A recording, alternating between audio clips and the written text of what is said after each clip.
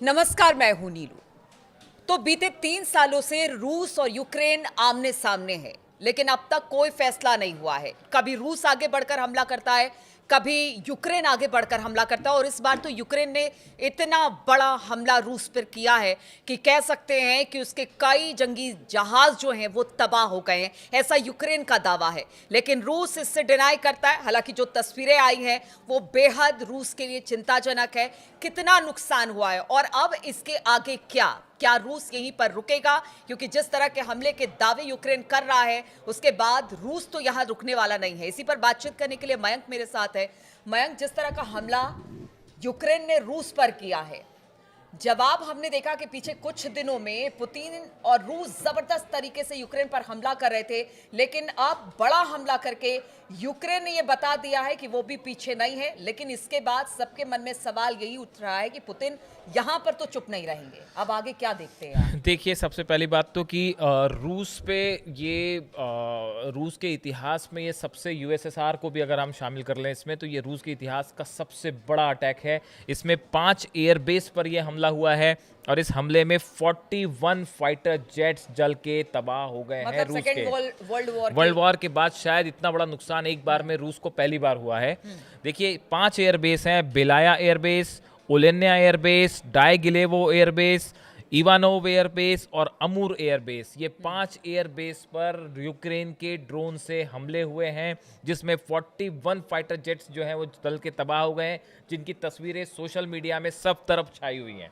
अब देखिए, बड़ी गौर करने वाली बात यह है, जो बेलाया एयरबेस है इसकी यूक्रेन से दूरी है 4,300 किलोमीटर।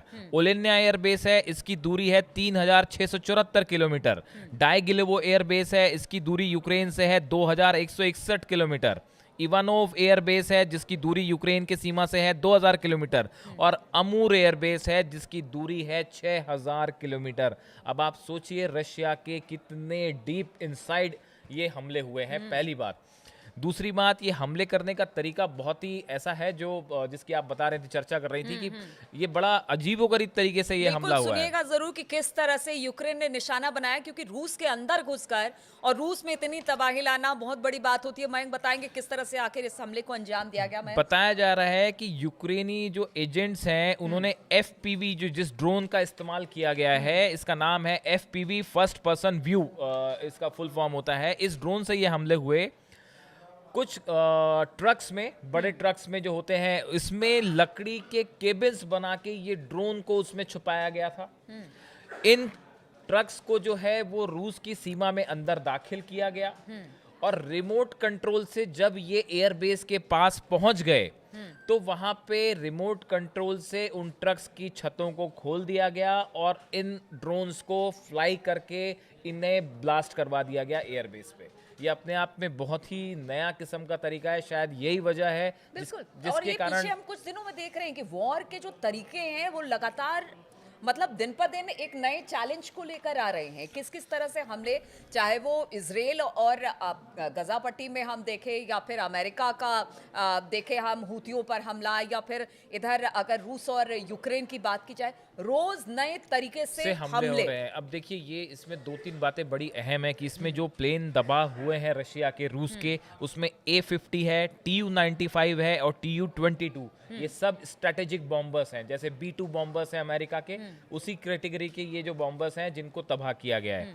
अब देखिए, अमेरिका की तरफ से ये कहा जा रहा है, एक इस तरह की खबरें अमेरिका से सामने आई हैं कि करीब 7 बिलियन अमेरिकी डॉलर्स का नुकसान हुआ है रूस को। ये बहुत बड़ा नुकसान है। और खबर ऐसी भी आई कि शायद पुतिन ने बात की है वहां के। देखिए, ये अभी जो खबर है उसके बाद लावरोव जो है रूस के विदेश मंत्री हैं, इन्होंने अमेरिका के फॉरेन सेक्रेटरी ऑफ स्टेट्स जो है मार्को रूबियो, इनसे बात की है। इनको पूरे हमले की जानकारी दी गई है। लेकिन इस बीच यूक्रेन की तरफ से बड़े इंटरेस्टिंग बयान सामने आ रहे हैं। यूक्रेन की तरफ से ये कहा गया है कि हमने हमले के पहले हमले की जानकारी अमेरिका को दे दी थी।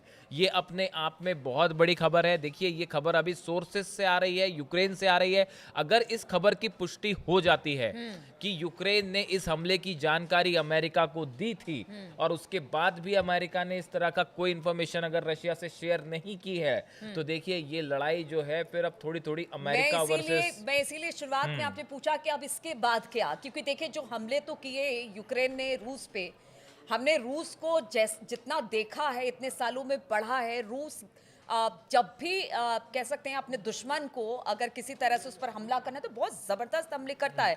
अब इतना बड़ा नुकसान हुआ है तो रूस तो रुकने वाला नहीं है, यानी कुछ तो आगे बड़ा होने वाला है। इस्तांबुल में जो है वो सीज फायर पे बात होनी थी रशिया और यूक्रेन के बीच में, तो अब वो सीज फायर की बात तो रही एक तरफ। अब तो ये हालात बन गए हैं कि कुछ मतलब एक्सपर्ट्स ये मान रहे हैं कि अगले 24 घंटे में ही आप देख सकते हैं कि कीव पे और यूक्रेन पे बैलिस्टिक मिसाइल से अब तक का सबसे बड़ा हमला हो सकता है। इसमें देखिए ईरान का जिक्र इसलिए हो रहा है क्योंकि हाल ही में ये बात कही गई, ऐसे आरोप लगे कुछ वेस्टर्न कंट्रीज से कि ईरान ने अपनी बैलिस्टिक मिसाइल्स जो है वो रूस को सप्लाई की है। उसी तरह ये भी कहा जाता है कि जो ईरान का शाहिद 149 ड्रोन है, जिसका जिक्र खुद ट्रम्प कर चुके हैं, कह चुके हैं कि बड़ा ही सस्ता और प्रभावशाली ड्रोन है, दे मेक गुड ड्रोन्स, ऐसा कहा था ट्रम्प ने। तो ये माना जा रहा है कि ईरान के जो सप्लाई किए गए ड्रोन्स हैं 149 शाहिद 149 ड्रोन्स, इसका इस्तेमाल भी रशिया कर सकता है यूक्रेन पर हमला करने के लिए।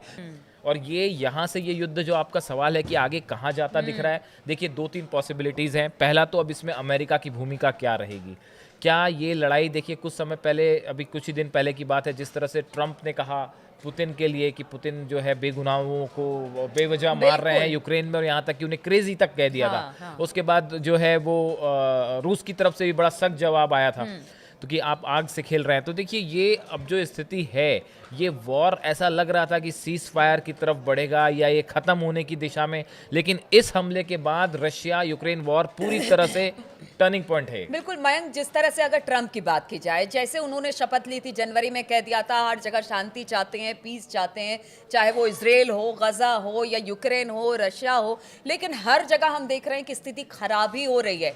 यहाँ से और मतलब जिस पीस की बात को लेकर ट्रम्प आए थे वो स्थिति और बिगड़ती चली जा रही है, यानी वर्स्ट कंडीशन की तरफ आगे बढ़ रही है ये तमाम युद्ध जो चल रहे हैं। इसमें जो है अगले 24 घंटे के अंदर ही आप देखिए कोई बड़ी खबर आने वाली है यूक्रेन और रूस वॉर को लेकर।